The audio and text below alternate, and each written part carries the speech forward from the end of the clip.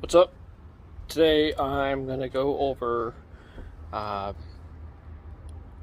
buffing a boat, typically that you can't take out of water, and you do it on a floating platform. So this is what it looks like. So this is a platform and it's got several layers of styrofoam and it is very buoyant. You're not going to sink in this at all. If you see here, my cable's in the water. That's because it's sealed. You should be careful. Make sure you know that your cable is sealed. But in this case, mine is, so I have no threat. Now, when I step on here, it's very buoyant, like I said, and I have it tied to a few mounting points. One here, and then it's double backed, and then it's over there to make sure that this doesn't spin, because I don't want to lose tension, because then it pushes me away farther from the boat.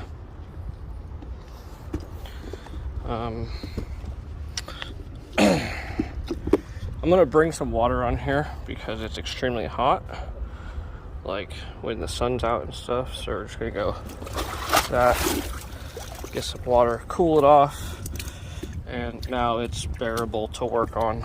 Let's drag the water around, cool off the surface, and then drag the water off of the platform. Okay. So at this current point in time, I have wax on here.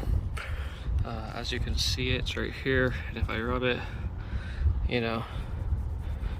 Now, what I've done is I've applied it after having used a buffing compound to make it shiny, and then I apply the wax, and then I pick up the wax with my buffer rotary polisher. Now, if we look here, it's very white, and then we look further on and it's actually shiny. I've done this whole boat all the way down. It's a 51 foot boat. It's a catamaran, this one is. And I'm at the very last bit here. This is wax over here. So I'm gonna pick that up.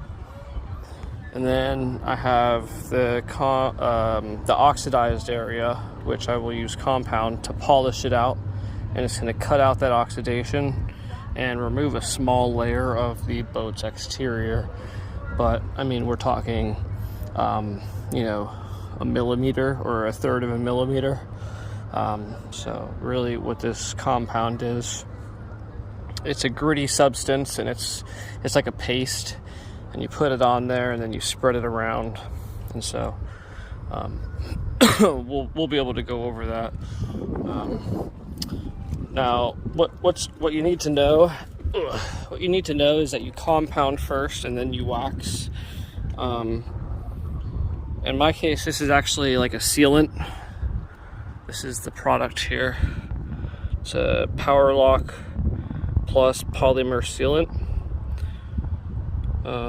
And it basically just maintains the condition of the gel coat for a longer period of time.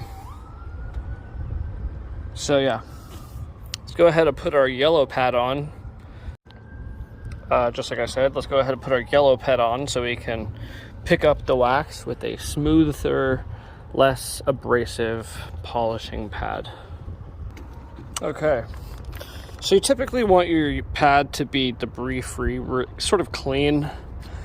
And the way this sort of buildup happens is if you don't let the wax haze over and it's still sort of wet, it doesn't degrade as well while you're picking it up. So the way this works is we set a speed, and depending on what method you're doing, you want to change your speed. So I'm going to go ahead and put it to what I call 1100. And we're going to press the button and then lock the trigger. And so with wax, it's really simple. You just want to have a nice contact And what we're doing is we're gonna pick it up as well as try to make a nice finish. So you want to kind of contour and you want to go with the I don't know, with the pressure of the buffing pad. You know, so in this case, I'm letting the buffer actually pull me. That's one of the cool things about being on a platform, is your buffer is going to actually pull you or push you away from the boat. I can do this one-handed, only because it's the wax phase, which is why I am videoing. Whereas if I was compounding, it would be too much effort while on the platform, because it constantly pushes me away. Same thing here. We want to make sure that we're riding this corner in a soft way, so that we get a nice glare.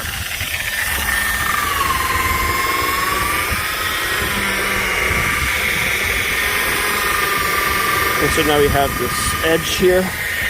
You want to follow the contouring. Go up.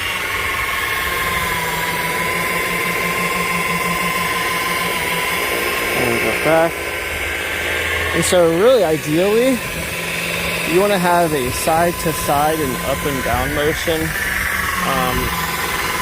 Sort of like this, you know.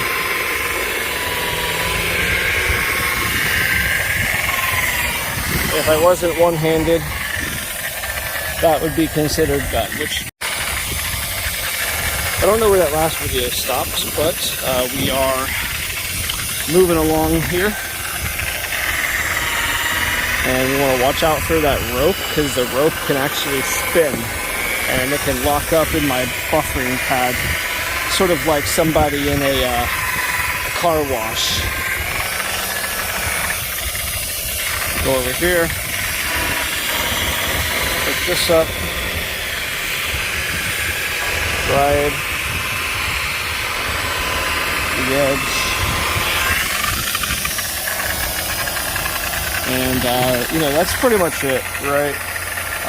There's a lot more to it that I'm doing with my feet. You know, I'm balancing and moving, and when I move over here, it's going to pull me that way because I'm putting pressure closer to the rope. So I have all these things in mind. I have all these things in mind, and I need to make sure that I'm not like stepping over my steps as well, because then my center of gravity becomes too polarized and I can lose my balance. So anyway, back to it with two hands.